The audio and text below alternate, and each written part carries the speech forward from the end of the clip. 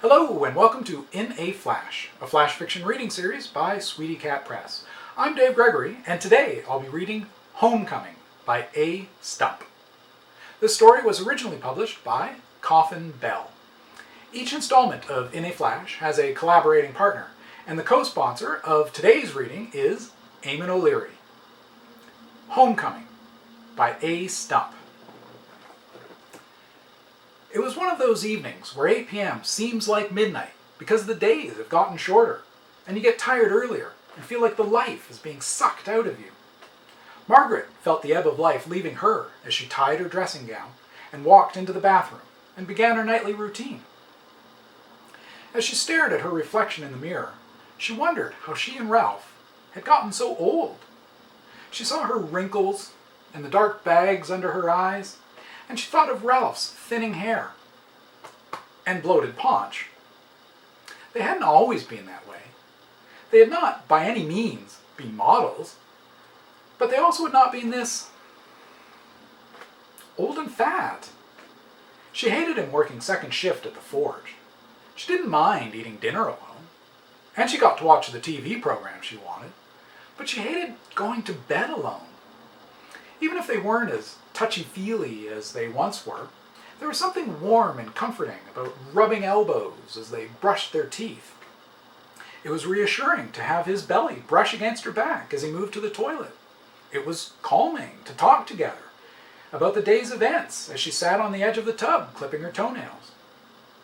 It wasn't so much that she disliked doing these things by herself, but when she was there, alone in the dark, it was so lonely. She longed for the security and comfort that his familiarity brought with it.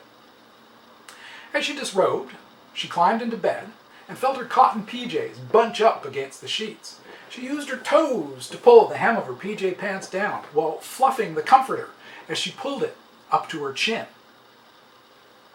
Those few moments where you feel the cold of the sheets touch you before your body heat warms them always gave her goosebumps. She sighed and pulled the chain on the lamp and rolled onto her side, facing the wall. The inky darkness played tricks on her unadjusted eyes, and she could see faint wisps of color dancing in front of her, like the aurora borealis, flashes of greens and blues playing on her optic nerves. As her breathing slowed, and she allowed the cool darkness to slowly give way to warmer gray, she heard the key in the front door. Then she heard the click of the latch and those familiar, heavy footfalls moving down the hallway, past the living room, and towards the bedroom in their small duplex. "It must have been a light night at the forge. You're home early. I thought that you would have to wake me with a kiss," she called to him as she heard him approaching the doorway. The soft pile of the carpet masked the trail that she knew he must be taking towards the bathroom. The light clicked on, and she heard water running. The rectangle of yellow light, projected onto the wall in front of her, dispelled the gray, half-real objects that had been playing in her vision. "Must have been a bad night. You're always quiet after a bad shift." "I hate second shift, too. It's not the same without you here. I hate it." The light switched off, and she felt his substantial body slide into the sheets. Her side had just become warm, but she felt the cold of his hands and feet as they slid next to her. "It must be turning chilly out there. You're freezing cold. I swear, Ralph, I was just getting comfortable." She almost jumped as the phone on the nightstand rang. She fumbled for the pull chain on the lamp as the phone continued ringing. "Hello?" "Hello, Marge? It's Jay down at the forge. Listen, Sirens cut through the static on the phone line. "Listen, Marge, there's been an awful accident. It's Ralph."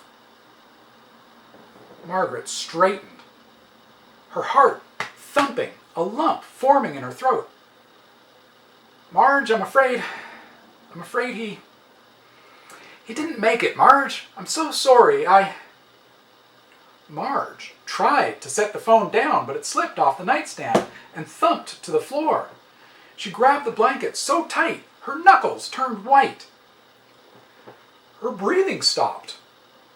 With eyes wide, she haltingly turned her head, begrudgingly fixing her eyes on the other side of the bed, and screamed. The end.